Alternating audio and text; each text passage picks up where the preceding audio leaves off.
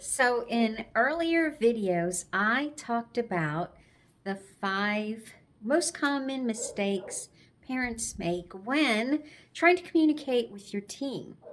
Those are really important. If you look in the description below, there's a link to find that video. So I don't want to go through those again today, but I do want to focus on the first one. And in the next couple of weeks, I'll be going over each of them individually and just point out a few really important things that you can do right away to gain some really quick benefits. So the first one I would like to talk about is not trying to fix the problems for your teen.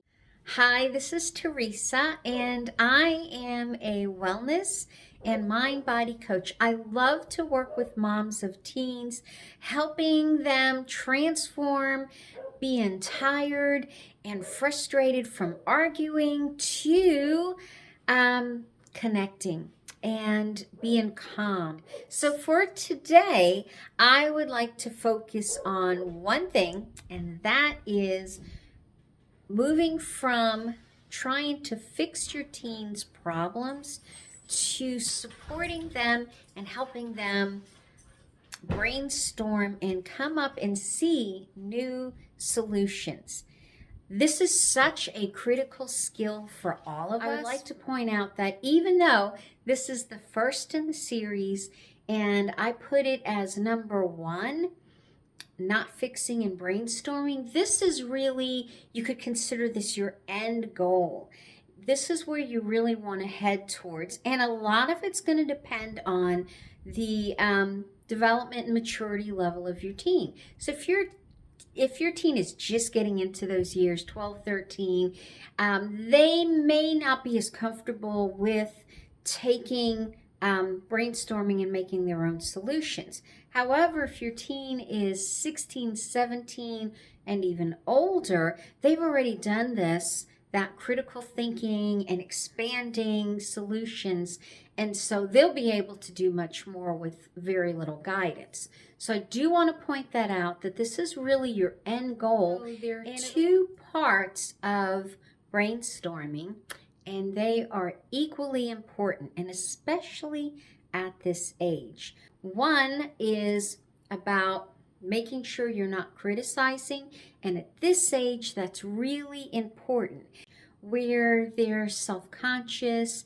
and also they're trying out new ideas, and some of them are going to work and some aren't. So they're going to be more sensitive to criticism. Whether it works or not is not the important thing. It might be important to them, but in developing the skill, it's not the important thing. The important thing is trying out new things and expanding your options, which leads us to number 2.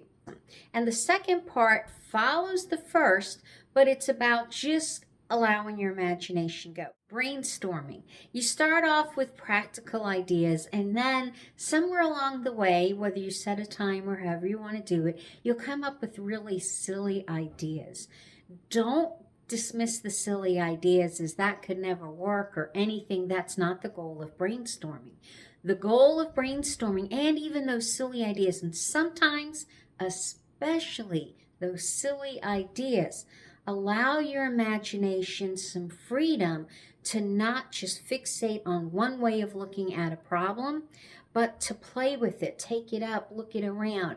And sometimes those really ridiculous things that could never happen allows you to look at the solution in a completely new way. So don't dismiss the silly, allow it to flow differently. So encourage that, support that. Don't jump in and try to fix it.